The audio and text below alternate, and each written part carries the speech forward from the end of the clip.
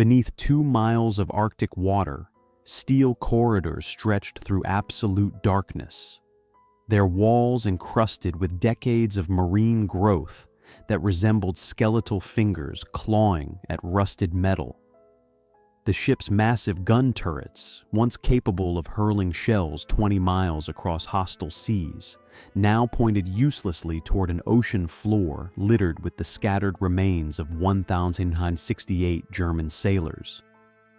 Ice-cold currents swept through shattered portholes, carrying with them the ghostly echoes of Christmas carols that had been sung just hours before the Scharnhorst's final battle on December 26, 1943. The twisted wreckage bore witness to something far more disturbing than a single naval defeat. It marked the moment when Germany's maritime ambitions transformed from calculated aggression into a death cult of steel and sacrifice. Was the Scharnhorst destruction a tactical victory for the Allies, or the inevitable conclusion of a ship that had been cursed from the moment it bore the name of a Prussian general who died fighting Napoleon? The blueprint spread across Heinrich Kriegsmeyer's drafting table carried dimensions that violated every treaty Germany had signed, yet the naval architect's pencil never hesitated as he sketched what would become the Reich's most feared battleship.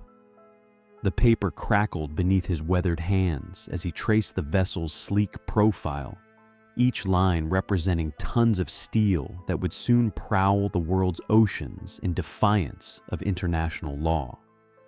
Outside his Hamburg office window, the skeletal frames of future warships rose from the shipyard like the ribs of prehistoric beasts, their construction shrouded in secrecy and deliberate misdirection that fooled British intelligence for crucial months. The year 1934 marked Germany's complete abandonment of the naval restrictions imposed by the Treaty of Versailles, though Hitler's government maintained the charade of compliance through elaborate deceptions.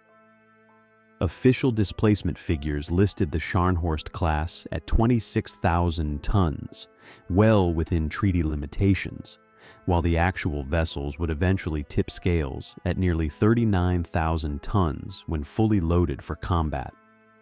This pattern of systematic deception extended to every aspect of the ship's development, from armor thickness to gun caliber, creating a vessel that existed simultaneously as a peaceful commerce raider in diplomatic documents and a full-scale battleship in German naval planning. Admiral Erich Raeder understood that Germany's geographic position made traditional naval warfare impossible against the British Empire's overwhelming numerical superiority. His strategy centered on technological excellence rather than numerical parity, producing individual warships capable of outfighting any opponent they might encounter on the high seas. The Scharnhorst embodied this philosophy through innovative design features that pushed the boundaries of contemporary naval architecture. Yet Raeder's calculations contained a fatal flaw that would become apparent only in retrospect. He assumed that superior engineering could overcome strategic disadvantages, failing to anticipate how rapidly technological advancement would render even the most sophisticated vessels obsolete. The ship's design incorporated lessons learned from Germany's defeat in the previous World War, when British naval blockades had strangled the Central Powers' ability to wage sustained conflict. German engineers equipped the Scharnhorst with exceptional range and seaworthiness, enabling extended operations far from home bases that had proven vulnerable to enemy interdiction. The vessel's propulsion system represented a masterpiece of mechanical engineering, combining high-pressure steam turbines with innovative fuel systems that provided remarkable efficiency across vast oceanic distances. Workers at the Deutsche Werke shipyard in Wilhelmshaven began cutting steel for the Scharnhorst's keel on February 14, 1935. A date chosen for its symbolic resonance with Germanic traditions of martial prowess. The construction process proceeded with methodical precision, that reflected German industrial capabilities at their zenith. Yet, strange incidents plagued the project from its earliest stages. Welders reported unexplained equipment failures that occurred only when working on specific sections of the hull, while blueprints disappeared from locked offices despite comprehensive security measures. Naval historians have suggested that British intelligence agents successfully infiltrated the shipyard during this period, though the pattern of disruptions seemed to follow no logical espionage objective. The Scharnhorst displaced 38,900 tons when fully loaded, carried 1,268 crew members, mounted 9 11-inch guns capable of firing 727-pound shells, and cost 165 million Reichsmarks, equivalent to roughly $2.8 billion in contemporary currency.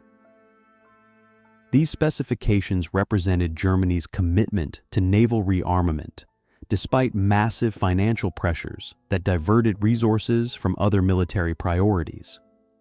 The ship's construction consumed 15,000 tons of armor-grade steel, 2,400 tons of copper wiring, 847 miles of electrical cable, and required 3.2 million man-hours of labor across 42 months of intensive work. Nazi propagandists seized upon the Scharnhorst's construction as evidence of German technological superiority and national resurgence. Yet the vessel's very existence highlighted fundamental contradictions in Hitler's strategic thinking.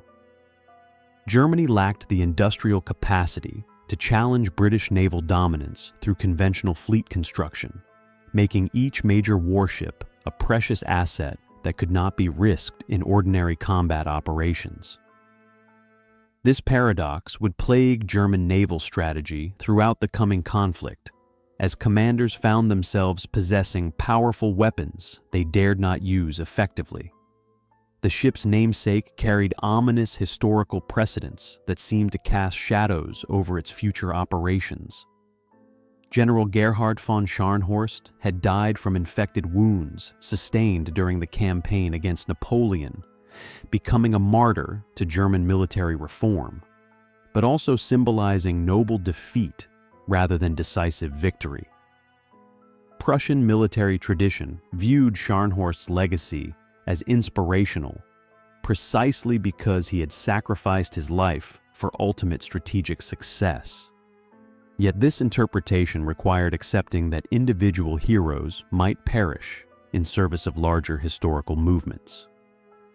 Construction crews working night shifts reported strange phenomena during the vessel's final assembly phases, including unexplained temperature drops in specific compartments and tools that moved from their designated positions without human intervention. Engineering supervisors attributed these incidents to psychological stress among workers who understood they were building instruments of future warfare, though some older craftsmen whispered about ships that carried their builders' fears into battle alongside their armaments. The Scharnhorst's launch approached amid growing international tensions that transformed naval construction from industrial achievement into geopolitical provocation. British intelligence had finally penetrated German deception efforts sufficiently to understand that Hitler's government was building a battle fleet rather than the coastal defense force described in diplomatic communications. This realization accelerated British naval expansion programs and contributed to the deteriorating relationship between former allies who had fought together against Germany just 20 years earlier. Admiral Raeder's vision of technological superiority seemed vindicated as the completed vessel exceeded design specifications in every measurable category. Yet, the strategic environment was shifting in ways that would render even perfect execution of flawed assumptions ultimately futile. The Scharnhorst represented the culmination of traditional naval thinking, applied with German thoroughness and precision, creating a weapon ideally suited for conflicts that would never occur while proving inadequate for the warfare that actually emerged. The champagne bottle that christened the Scharnhorst on October 3, 1936, shattered against steel that had already been marked by the dark omens surrounding its namesake's legacy. Frau von Blomberg, wife of the war minister, swung the traditional bottle with ceremonial precision as thousands of Nazi officials and shipyard workers cheered from wooden grandstands erected for the occasion. The vessel slid down its launching ways into the murky waters of the Wilhelmshaven harbor, displacing tons of brackish seawater that reflected the gray October sky like a mirror of polished pewter. Yet even in this moment of triumph, careful observers noted troubling details that seemed to foreshadow the ship's eventual fate. The ceremony itself proceeded under an overcast sky that threatened rain throughout the morning festivities, forcing organizers to shelter Nazi banners and propaganda displays beneath hastily erected canvas pavilions. Admiral Raeder delivered a speech that emphasized the Scharnhorst's role in defending German maritime interests, carefully avoiding direct references to offensive capabilities that might alarm international observers. His words carried across the shipyard through crackling loudspeakers that occasionally malfunctioned, producing static bursts that interrupted key passages about German naval destiny and technological achievement. Named after Gerhard von Scharnhorst, the Prussian military reformer who died from wounds sustained fighting Napoleon, the battleship inherited both tactical genius and a tradition of noble defeat. The historical Scharnhorst had revolutionized military education and strategic thinking during Prussia's darkest period, when French armies occupied Berlin and German independence seemed impossible. His reforms ultimately enabled the victories that expelled Napoleon from Central Europe, yet Scharnhorst himself perished before witnessing these triumphs, succumbing to infected battle wounds that modern medicine might have easily treated. This pattern of transformative vision, coupled with personal tragedy, created an unsettling precedent for the warship that bore his name. Naval historians would later debate whether naming conventions influenced operational outcomes, noting statistical correlations between ship names and combat performance that exceeded probability calculations. The original Scharnhorst's legacy combined intellectual brilliance with martyrdom, suggesting that his naval namesake might achieve tactical excellence while meeting a similarly heroic end. Nazi propagandists celebrated the launch as Germany's maritime resurrection, emphasizing the vessel's technological sophistication and strategic importance in radio broadcasts that reached millions of German households. Joseph Goebbels personally supervised newsreel coverage that portrayed the Scharnhorst as evidence of National Socialist Germany's return to great power status after decades of imposed weakness. These propaganda efforts deliberately obscured the ship's true capabilities while simultaneously advertising German naval ambitions to potential enemies who monitored official communications. Foreign naval attachés attending the ceremony recognized immediately that German claims about the vessel's displacement and armament contained significant inaccuracies. British intelligence estimates suggested the ship exceeded treaty limitations by substantial margins, while French observers noted design features inconsistent with the defensive role described in German diplomatic correspondence. These discrepancies contributed to escalating tensions between Germany and the Western democracies, as evidence mounted that Hitler's government systematically violated international agreements.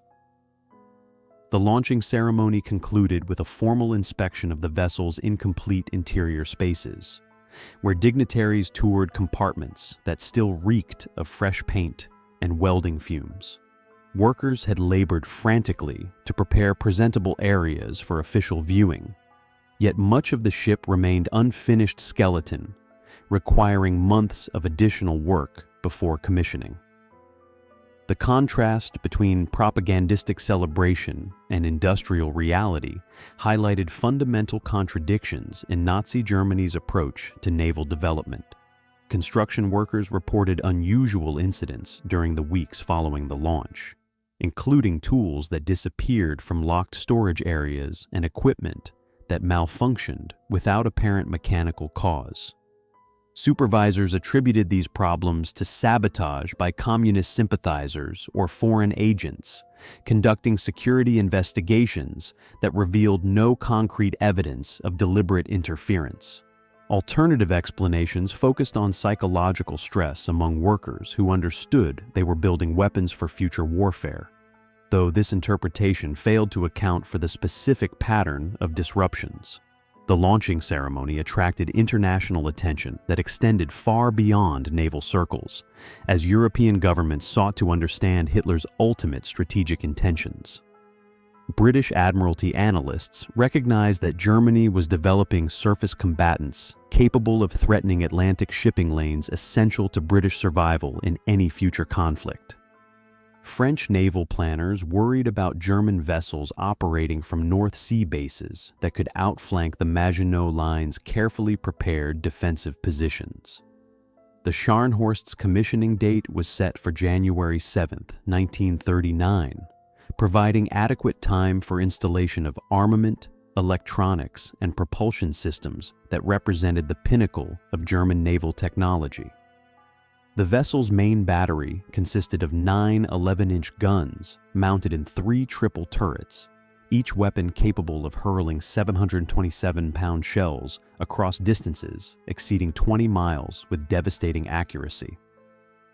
Secondary armament included 12 5.9-inch guns designed for engaging destroyers and cruisers, while anti-aircraft defenses comprised 14 37mm guns and 16 20mm cannon positions scattered throughout the superstructure.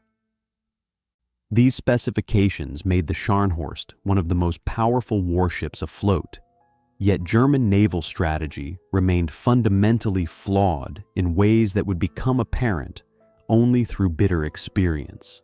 The vessel represented enormous financial investment and industrial effort focused on individual excellence rather than systematic fleet development.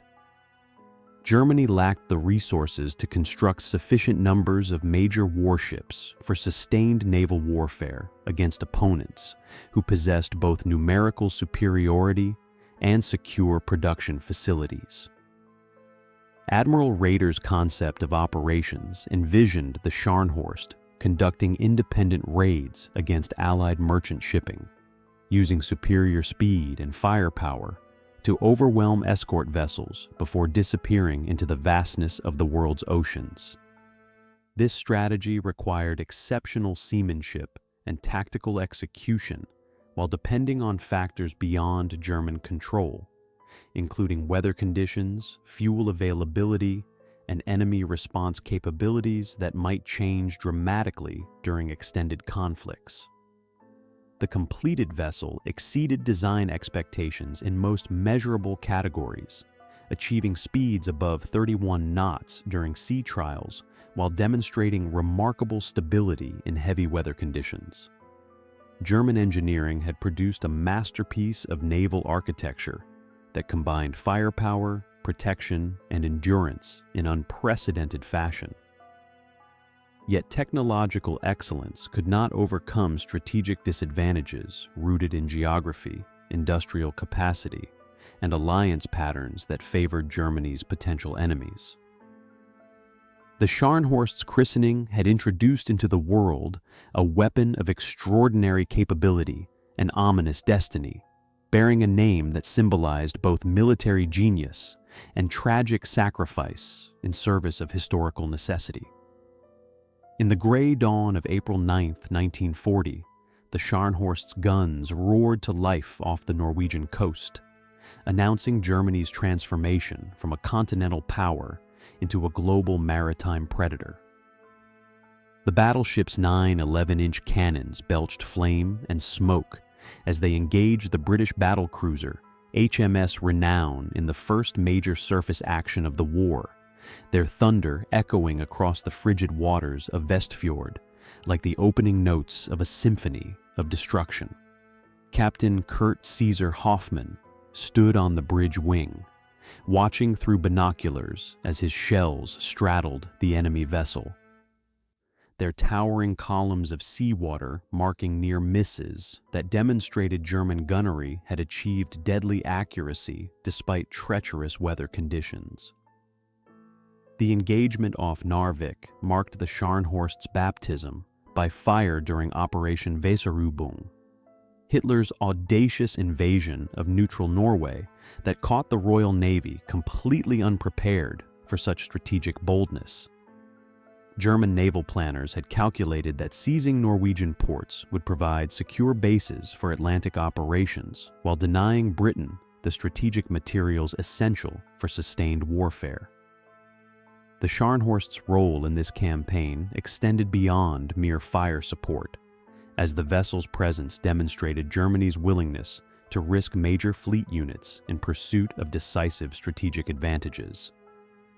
British intelligence had failed to anticipate the scope and timing of the Norwegian operation, despite clear indicators that German naval activity had increased dramatically throughout March 1940. Admiral Forbes, commanding the home fleet from his flagship HMS Rodney, found his forces scattered across vast oceanic areas, while German task forces struck multiple targets simultaneously. The Scharnhorst's appearance off Narvik represented the kind of coordinated surface action that British planners had considered impossible given Germany's supposed naval weakness. The battle itself unfolded through alternating phases of engagement and maneuver, as both vessels sought tactical advantages in heavy seas and deteriorating visibility. Captain Hoffmann utilized his ship's superior speed and modern fire control systems to maintain optimal range, while avoiding the Renown's heavier guns that could penetrate German armor if they achieved direct hits. The exchange of salvos created an otherworldly spectacle as muzzle flashes illuminated towering spray columns and shell splashes, transforming the Arctic seascape into a hellish theater of industrial violence. Weather conditions played a crucial role in the engagement's outcome, as heavy swells and driving snow squalls interfered with optical range-finding equipment on both vessels. The Scharnhorst's crew reported strange atmospheric phenomena during the battle, including false radar contacts that appeared and disappeared without correlation to actual targets.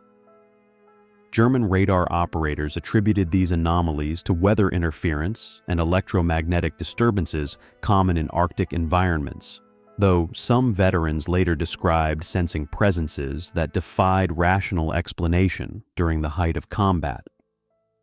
The Scharnhorst achieved several hits on HMS Renown that caused significant damage to the British vessel's superstructure and secondary armament, demonstrating German gunnery superiority that would characterize subsequent encounters.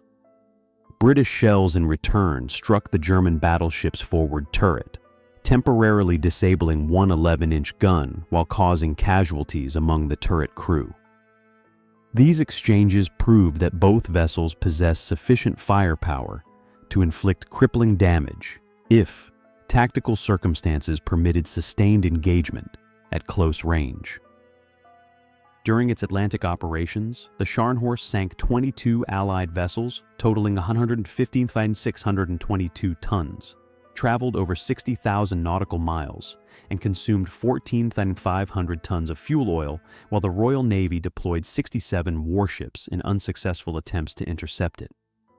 The German battleship's operational radius exceeded 10,000 miles at cruising speed, enabling extended raids that stretched British escort resources beyond sustainable limits. These statistics represented more than mere tactical success, as each merchant vessel destroyed carried strategic materials essential for Britain's war effort, while demonstrating Royal Navy inability to protect vital shipping lanes. Captain Hoffmann's tactical brilliance became legendary among German naval circles, as he repeatedly outmaneuvered superior British forces through combinations of deception, superior intelligence, and aggressive seamanship. His operational methods emphasized psychological warfare alongside physical destruction, as the Scharnhorst's appearances in unexpected locations created panic among merchant mariners and forced the Royal Navy to spread its forces across impossible vast oceanic areas. These techniques proved devastatingly effective during the battleship's early career, establishing its reputation as a phantom of the seas that struck without warning, before vanishing into the Atlantic's concealing vastness. The ship's hunting expeditions followed patterns that seemed to demonstrate supernatural awareness of Allied movements, as the Scharnhorst repeatedly appeared precisely where British convoys were most vulnerable to attack. German naval intelligence had achieved remarkable success in penetrating British communication networks, providing Captain Hoffmann with advanced knowledge of shipping schedules and escort arrangements. Yet, statistical analysis of the battleship's intercepts suggested accuracy rates that exceeded even perfect intelligence, leading some observers to theorize about additional information sources that remained classified decades after the war's conclusion. British merchant mariners developed almost superstitious dread of the Scharnhorst's appearance, describing the vessel as emerging from fog banks or storm fronts like a specter of death that materialized without radar warning. These accounts typically emphasized the ship's uncanny ability to position itself optimally for attack, regardless of weather conditions or visibility limitations that should have prevented accurate navigation. Royal Navy escort commanders reported similar experiences, noting that the German battleship seemed to anticipate their tactical responses with preternatural precision. The psychological impact of these successful raids extended far beyond their immediate strategic effects, as news of the Scharnhorst's victories reached German civilian populations through carefully orchestrated propaganda campaigns.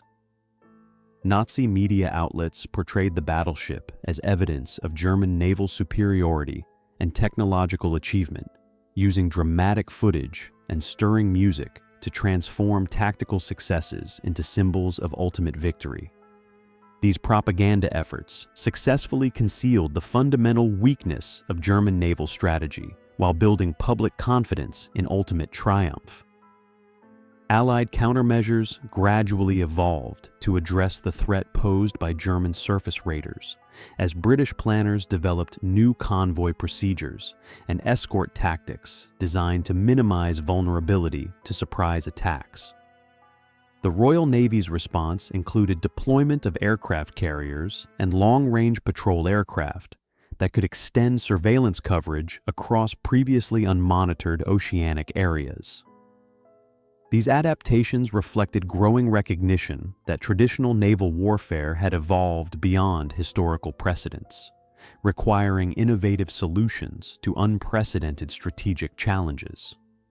The Scharnhorst's early triumphs established patterns of operation that would define its entire career, yet these same successes contained seeds of eventual destruction that became apparent only through retrospective analysis. The pristine waters of Altafjord reflected the Scharnhorst's imposing silhouette like a mirror, but the Norwegian sanctuary had become an elegant prison where Germany's surface fleet waited for missions that grew increasingly suicidal. The battleship lay anchored beneath towering granite cliffs that rose from the fjord's dark waters like the walls of some primordial cathedral, their snow-capped peaks disappearing into perpetual Arctic mists that seemed to swallow sound and light with equal hunger. Captain Fritz Hinze paced the bridge wing during the long polar nights, watching his ship's outline blur into the surrounding darkness while contemplating orders that arrived with decreasing frequency from a high command that seemed to have forgotten the very existence of its most powerful warship. The transformation from predator to prisoner had occurred with shocking rapidity, as Allied technological superiority rendered traditional surface operations virtually impossible by late 1942. British radar networks now blanketed the North Sea and Atlantic approaches with overlapping coverage that detected German vessels hundreds of miles from their targets, while long-range aircraft patrolled shipping lanes that had once provided rich hunting grounds for Admiral Raeder's raiders. The Scharnhorst found itself relegated to what naval strategists euphemistically termed fleet in being status. A psychological threat that theoretically tied down enemy resources without engaging in meaningful combat operations. The crew's daily routine aboard their immobilized battleship took on an increasingly surreal quality as months passed without significant action.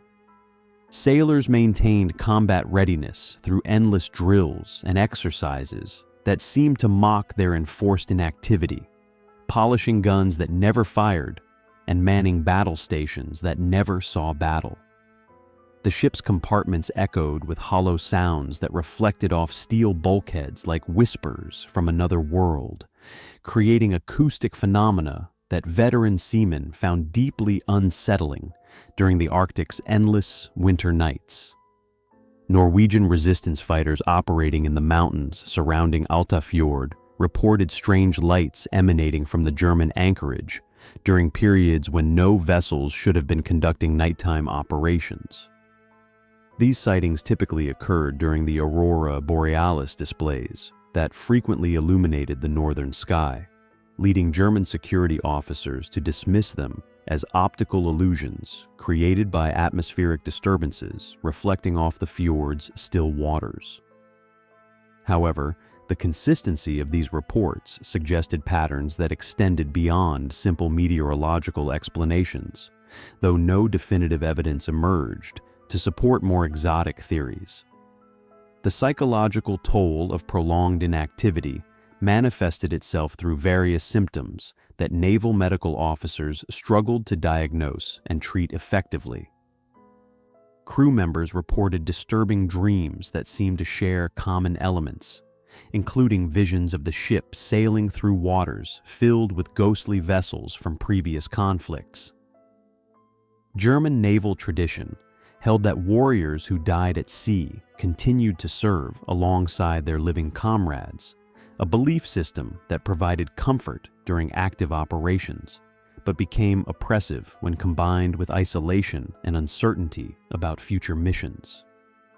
Captain Hintze maintained strict discipline through elaborate ceremonies and inspections that preserved military hierarchy, while providing structure for men whose primary occupation had become waiting. The battleship's routine included formal drills that simulated combat scenarios growing increasingly divorced from operational reality. As German intelligence reports revealed Allied capabilities that made surface raids tantamount to suicide missions. These exercises served essential psychological functions by maintaining professional competence while concealing from the crew the hopelessness of their strategic situation. The Scharnhorst remained operational in Altafjord for 297 days during 1943, consumed 18,600 tons of fuel oil for training exercises that covered only 2,847 nautical miles, and required 47 separate supply missions from occupied Norway to maintain full combat readiness. The battleship's crew of 1,968 men conducted 156 gunnery drills, 89 damage control exercises, and 234 general quarters alerts while sinking 0 enemy vessels during this period of enforced inactivity.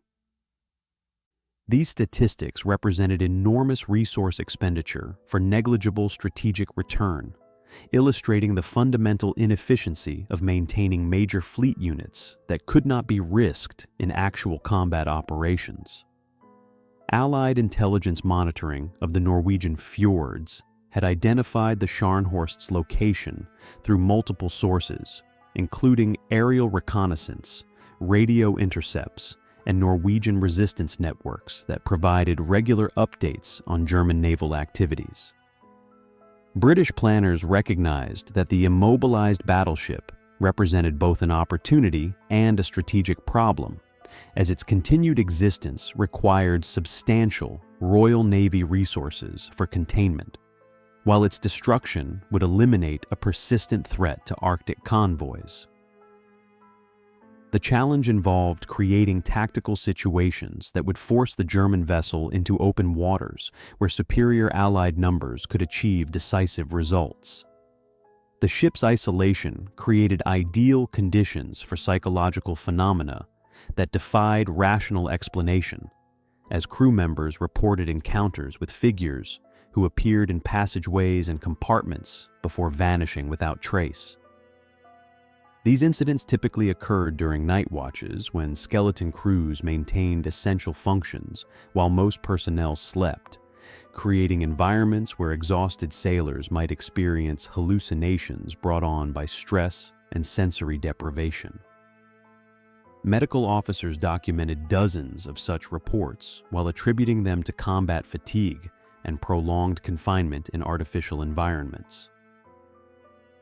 German Naval Command faced an impossible strategic dilemma regarding their surface fleet's employment, as keeping major warships in port negated their combat value, while sorting them against overwhelming Allied superiority guaranteed their destruction. Admiral Dönitz, who had replaced Raeder as naval commander, favored submarine warfare that offered better prospects for favorable exchange rates against enemy shipping. The Scharnhorst represented enormous sunk costs that could neither be recovered through successful operations nor written off without political consequences that might affect overall naval strategy. The battleship's crew developed elaborate superstitions and rituals designed to ward off the malevolent influences they sensed gathering around their immobilized vessel. Practices that combined traditional German naval customs with innovations born from their unique circumstances. These included midnight ceremonies conducted in the ship's chapel, where Protestant and Catholic services merged into hybrid observances that acknowledged powers beyond human comprehension.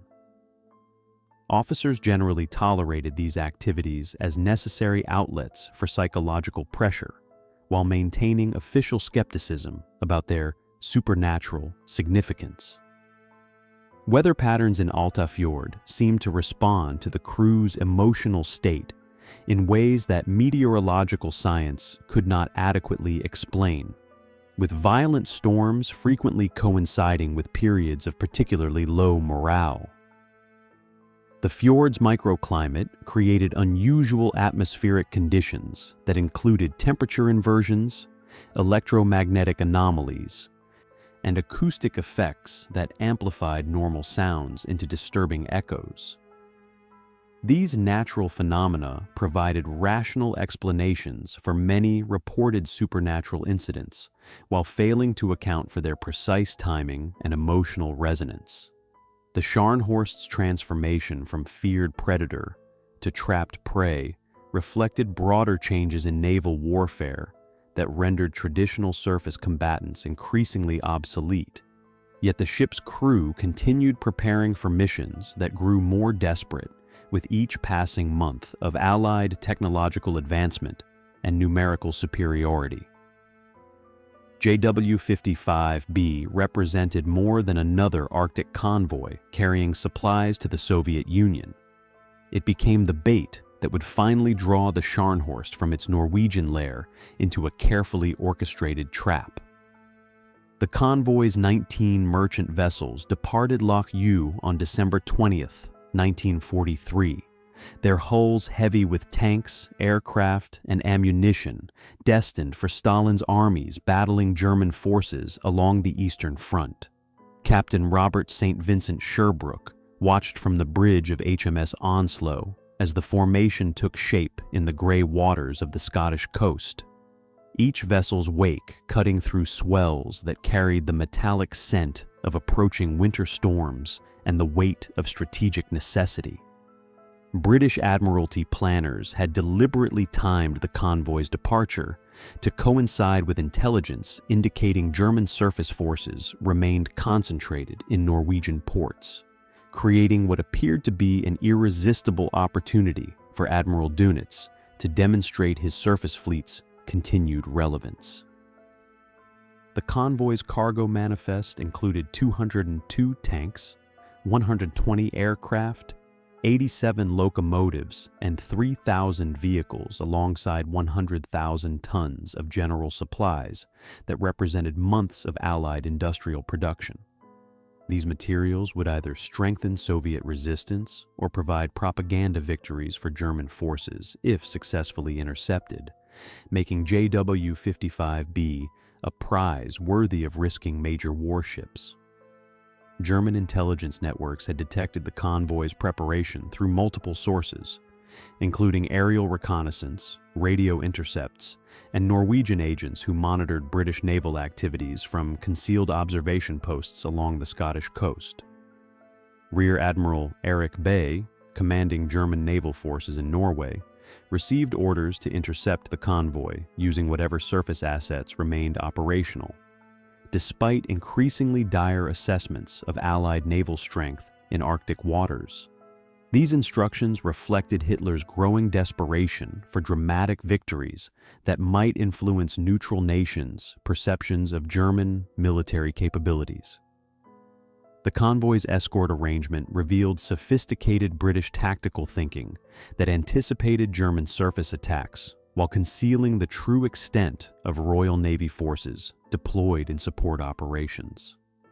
Close escort consisted of 14 destroyers and smaller vessels under Captain Sherbrooke's command, providing immediate protection against submarine and aircraft attacks that represented the most likely threats. However, Admiral Fraser had positioned additional forces, including the battleship HMS Duke of York and heavy cruiser HMS Jamaica, in positions that could intercept German surface raiders attempting to attack the convoy. Weather conditions in the Arctic Ocean during late December created operational environments that challenged both Allied and German naval capabilities, while providing natural concealment for tactical movements. Temperatures dropped to -18 degrees Fahrenheit, while winds exceeded 40 knots, generating sea states that made accurate gunnery virtually impossible except at close ranges where armor penetration became decisive. These conditions favored the side that could achieve tactical surprise while penalizing vessels that found themselves engaged against superior numbers in prolonged engagements. German naval staff analysis of the convoy's composition and timing suggested that successful interception might yield strategic benefits exceeding the immediate material losses inflicted on Allied supply efforts. Destroying significant numbers of tanks and aircraft bound for the Eastern Front could potentially influence the timing of Soviet offensive operations, while demonstrating German naval capabilities to neutral observers who monitored Arctic operations. Admiral Bay's staff calculated that even modest tactical success might justify the risks inherent in sortying major surface units against increasingly overwhelming Allied opposition. The Scharnhorst's crew received sailing orders on Christmas Day 1943, transforming their holiday celebrations into farewell ceremonies that carried ominous undertones of finality and sacrifice. Captain Fritz Hintze addressed his officers in the wardroom, where evergreen boughs and improvised decorations created a surreal contrast with charts showing their intended operational area and enemy force dispositions. The juxtaposition of Christian symbolism celebrating birth and redemption with preparations for potentially suicidal combat created psychological tensions that affected crew morale in ways that defied simple measurement. Convoy JW-55B consisted of 19 merchant vessels, protected by 14 escorts, while the British positioned 14 additional warships, including the battleship Duke of York, armed with 10 14-inch guns, firing 1,590-pound shells at targets up to 38,560 yards away. The German force comprised only the battleship Scharnhorst and 5 destroyers, creating numerical odds of approximately 5-1 against Admiral Bay's task force. These statistics represented the fundamental shift in naval balance that had occurred since the war's early phases when German surface raiders operated against minimal opposition.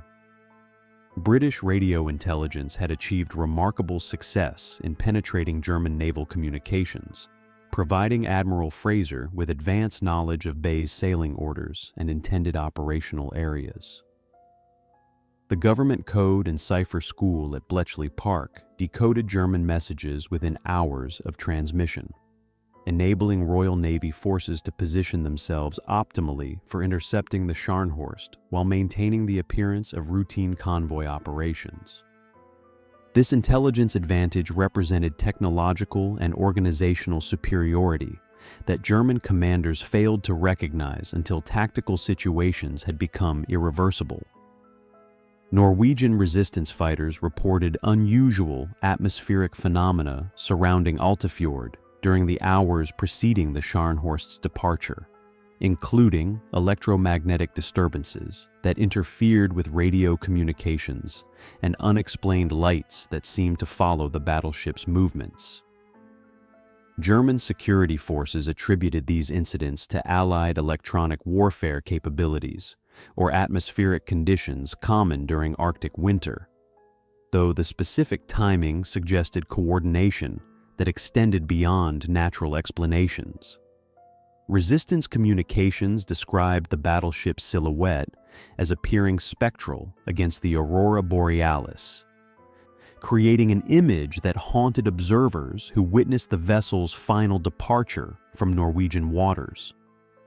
Admiral Bay's tactical plan emphasized speed and firepower concentration against the convoy's escorts, hoping to overwhelm protective forces before withdrawing to Norwegian bases ahead of British heavy units. The strategy required precise timing and favorable weather conditions, while assuming that Allied reinforcements would remain too distant to affect the engagement's outcome. These assumptions reflected German naval thinking that had become increasingly divorced from operational reality as Allied technological advantages and numerical superiority rendered traditional surface tactics obsolete. The psychological pressure affecting the Scharnhorst's crew intensified as departure time approached, with numerous personnel reporting premonitory dreams and visions that seemed to share common elements of destruction and sacrifice. Ship's chaplains conducted special services that emphasized duty and honor while acknowledging the possibility of death in service to the fatherland. These ceremonies provided spiritual comfort while reinforcing military discipline, yet they also created atmospheres of fatalistic acceptance that seemed to anticipate the tragic outcome that awaited the battleship and its crew in the Arctic waters ahead. At 9:17 a.m. on December 26, 1943, radar operators aboard HMS Belfast detected an unidentified contact bearing 280 degrees, a blip on their screens that represented the beginning of the Scharnhorst's final battle. The phosphorescent green dot pulsed steadily against the dark cathode ray tube, its electronic signature cutting through Arctic storm conditions that had rendered visual observation impossible beyond a few hundred yards. Leading seaman Marcus Thompson adjusted his radar controls with practiced precision, unaware that he was witnessing the first moments of what would become one of naval history's most decisive encounters between battleships in the technological age. The contact appeared at maximum radar range during a brief clearing in the electromagnetic interference that had plagued British detection equipment throughout the morning hours. Heavy snow squalls and magnetic disturbances, common to Arctic latitudes, created false echoes and phantom contacts that challenged even experienced operators' ability to distinguish genuine targets from atmospheric anomalies. Yet this particular signature displayed characteristics that immediately identified it as a major surface vessel moving at high speed through waters where no friendly forces were scheduled to operate. Admiral Fraser received the contact report aboard HMS Duke of York while studying intelligence summaries that had predicted German surface operations with remarkable accuracy. The Admiral's weathered features remained impassive as he processed information confirming that Admiral Bay had taken the carefully prepared bait, sortying the Scharnhorst against convoy JW-55B in accordance with British expectations. Fraser's tactical dispositions had anticipated this exact scenario, positioning his heavy units to intercept German forces while maintaining sufficient distance to avoid premature detection by enemy reconnaissance. The Scharnhorst's approach toward the convoy proceeded through increasingly treacherous weather conditions that reduced visibility to near zero, while generating sea states that made accurate gunnery extremely difficult. Captain Hintze ordered reduced speed as mountainous waves crashed over his vessel's bow, sending cascades of freezing seawater across the forward gun turrets, where crews struggled to maintain their equipment in sub-zero temperatures. The battleship's motion through heavy seas created a rhythmic pounding that resonated through every compartment, a mechanical heartbeat that seemed to count down the minutes remaining before inevitable contact with enemy forces. German radar operators reported multiple contacts scattered across their operational area. Yet, electromagnetic interference prevented accurate classification of these signals as merchant vessels, escort warships, or the heavy units that Admiral Fraser had positioned for this encounter. The Scharnhorst's detection equipment, while sophisticated by 1943 standards, lacked the range and precision of British radar systems that had benefited from concentrated research efforts and practical experience gained through 3 years of convoy operations. This technological disadvantage would prove decisive as the engagement developed through phases that favored the side possessing superior information about enemy positions and movements. British tactical coordination reached unprecedented levels of effectiveness as multiple task forces converged on the Scharnhorst's estimated position through carefully choreographed movements that demonstrated the Royal Navy's evolution from individual ship actions to integrated fleet operations. The cruiser force under Rear Admiral Burnett moved to engage the German battleship directly, while Admiral Fraser's heavy units approached from a different vector, creating tactical situations that would prevent enemy escape regardless of the initial engagement's outcome. This coordination required precise navigation and communication in conditions that challenged both human endurance and mechanical reliability. The first visual contact occurred at 12:21 p.m. when lookouts aboard HMS Sheffield spotted the Scharnhorst's distinctive silhouette emerging from a snow squall approximately 13,000 yards distant. The German battleship appeared ghost-like through the driving snow, its gray camouflage blending with the stormy sky until muzzle flashes from its main battery announced its deadly intentions. The opening salvo sent 9 11-inch shells screaming across the frigid waters toward the British cruiser, their passage marked by distinctive whistling sounds that veteran sailors described as resembling banshee wails. Combat between major warships in Arctic conditions created sensory experiences that defied peacetime imagination, as the concussion from heavy guns generated shock waves that could be felt through steel hulls several miles away. The Scharnhorst's guns produced muzzle flashes that illuminated the surrounding seascape for miles in every direction, creating momentary daylight that revealed the positions of both friendly and enemy vessels before plunging them back into storm-driven darkness. These brilliant displays of destructive power seemed to transform the Arctic Ocean into a hellish theater where industrial technology clashed with primordial natural forces. The final battle lasted 11 hours and 28 minutes, consumed over 2,195 tons of ammunition from all participating vessels, occurred in 10-foot seas with air temperatures of -18 degrees Fahrenheit and covered approximately 400 square miles of Arctic Ocean. The Scharnhorst fired 212 main battery shells during various phases of the engagement, while receiving hits from an estimated 52 British projectiles that gradually overwhelmed its armor protection and damage control capabilities. These statistics represented the culmination of technological development in naval gunnery, while demonstrating the decisive advantages possessed by forces enjoying numerical superiority and better tactical coordination. German damage control parties performed with exceptional skill and courage as British shells penetrated the Scharnhorst's armored protection, causing progressive flooding and mechanical failures that gradually reduced the battleship's combat effectiveness. The vessel's engineering spaces filled with scalding steam and smoke as hits severed steam lines and damaged boiler systems, creating environments where human survival required extraordinary dedication to duty. Crew members continued operating essential systems despite knowing that their efforts could only delay rather than prevent their ship's eventual destruction.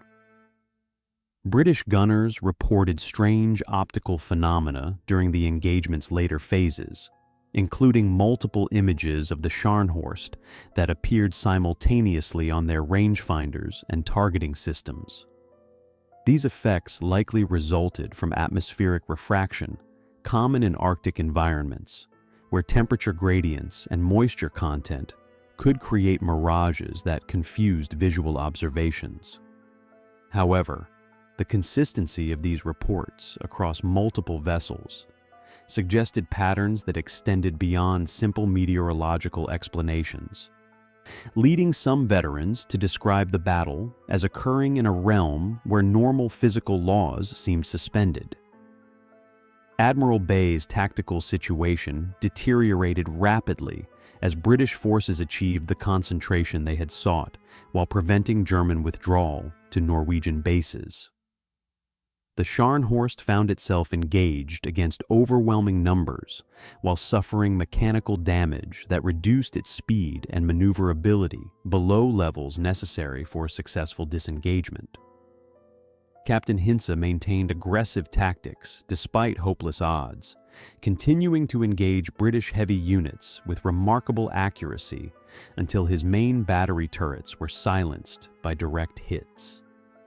The psychological impact of prolonged combat in extreme conditions affected crews on both sides, as men struggled to perform complex technical tasks while enduring physical punishment that tested the limits of human endurance and mechanical reliability in unprecedented ways. The Scharnhorst's final transmission crackled across the radio waves at 7:45 p.m. "We shall fight to the last shell." Words that would prove prophetic as the doomed battleship disappeared beneath the Arctic waves 45 minutes later. Oberfunkmat Wilhelm Goethe's fingers trembled against the Morse key as he tapped out the message that would serve as the vessel's epitaph, his transmission cutting through electromagnetic interference that had plagued German communications throughout the day. The radio room filled with the acrid smell of burning insulation and cordite fumes that seeped through ventilation systems damaged by repeated British hits, creating an atmosphere thick with smoke and the metallic taste of impending death. Captain Fritz Hintze stood on the bridge wing despite cascading water from damaged overhead structures, watching his ship's death throes unfold with the stoic dignity expected of Prussian naval officers. The Scharnhorst listed heavily to starboard as progressive flooding overwhelmed pumping systems that had struggled heroically against battle damage for nearly 12 hours of continuous combat. British shells had systematically demolished the battleship's superstructure while penetrating armor that represented the pinnacle of German metallurgical achievement, proving that technological excellence could not overcome numerical superiority when tactical circumstances favored concentrated firepower. The vessel's main battery had fallen silent after direct hits destroyed 2 of 3 turrets, leaving only Caesar turret operational with a reduced crew that continued engaging British heavy units despite hopeless tactical circumstances. Korvettenkaptein Klaus Hinrichsen directed the remaining gun crews with mathematical precision, calculating firing solutions for targets barely visible through driving snow and gunsmoke that obscured the Arctic seascape. Each salvo from the 11-inch guns sent tremors through the dying ship's hull, vibrations that seemed to synchronize with the heartbeats of men who knew they were participating in their own funeral rites. Damage control parties led by Obermaschinist Matt Ernst Kranke fought desperately to maintain watertight integrity as compartment after compartment succumbed to flooding that rose steadily through the vessel's lower decks. The engineering spaces had become hellish caverns where scalding steam mixed with seawater created environments that challenged human survival. Yet German sailors continued operating essential systems with dedication that transcended rational calculation. These men understood that their efforts could only delay the inevitable, yet professional duty demanded they maintain power and propulsion until the very moment their ship disappeared beneath the waves. British destroyers closed to torpedo range as the Scharnhorst's speed dropped below 10 knots. Their commanders recognizing that gunfire alone might not achieve the quick resolution that Arctic weather conditions demanded. HMS Savage and HMS Saumarez launched spreads of 21-inch torpedoes that carved phosphorescent tracks through the dark waters, their warheads containing 750 pounds of Torpex explosive designed to break the backs of heavily armored warships. The weapons struck with devastating effect, their underwater explosions lifting sections of the German battleship's hull before dropping them back into the sea with sounds that resembled thunder echoing through submarine canyons.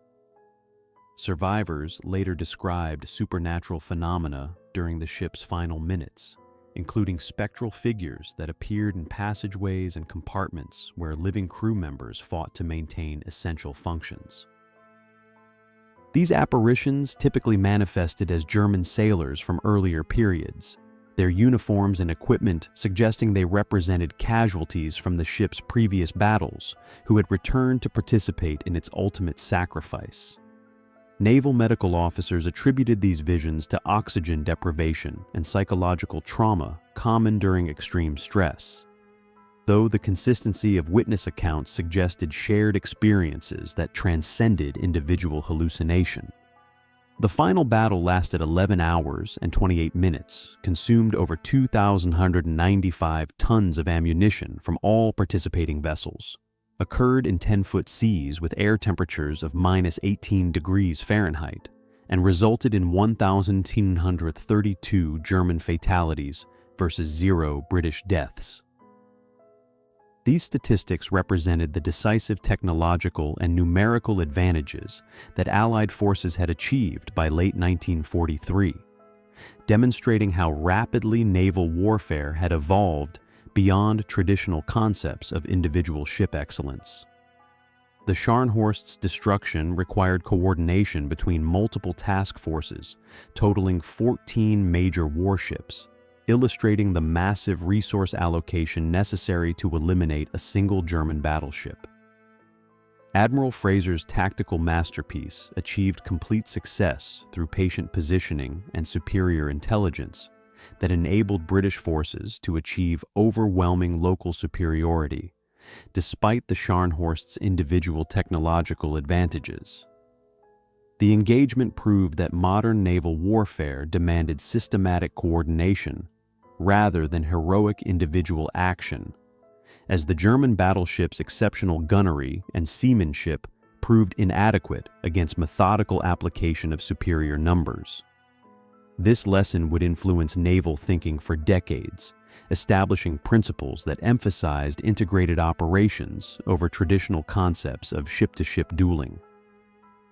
The Scharnhorst's death roll began at approximately 7:30 p.m.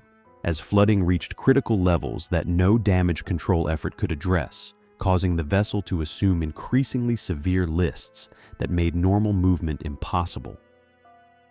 Crew members struggled through tilted passageways where loose equipment created deadly projectiles, while emergency lighting failed systematically as electrical systems succumbed to saltwater infiltration. The ship's motion changed from the rhythmic rolling of heavy seas to the erratic lurching that indicated structural failure and imminent capsizing. Captain Hintz's final order released his crew from their duty stations, authorizing them to abandon ship through whatever means remained available as the vessel entered its terminal phase. Life rafts and boats had been destroyed by British gunfire during the extended engagement, leaving survivors to depend on individual life preservers and flotation gear that provided minimal protection against Arctic water temperatures. The few men who escaped the sinking ship faced exposure conditions that would prove fatal within minutes unless rescue arrived immediately. British destroyers HMS Scorpion and HMS Stord moved quickly to search for survivors, despite the tactical risk posed by potential submarine attacks in the area where major warships had just been sunk. Their crews threw life rings and lines into waters illuminated by searchlights that revealed scattered debris and occasional human figures struggling against waves that seemed determined to claim every trace of the great battleship. The rescue effort continued until satisfied that no additional survivors could be located among the wreckage that marked the Scharnhorst's grave. Of 1968 men aboard, only 36 survived the ship's destruction, plucked from life rafts by British destroyers before hypothermia claimed them in the frigid Arctic waters.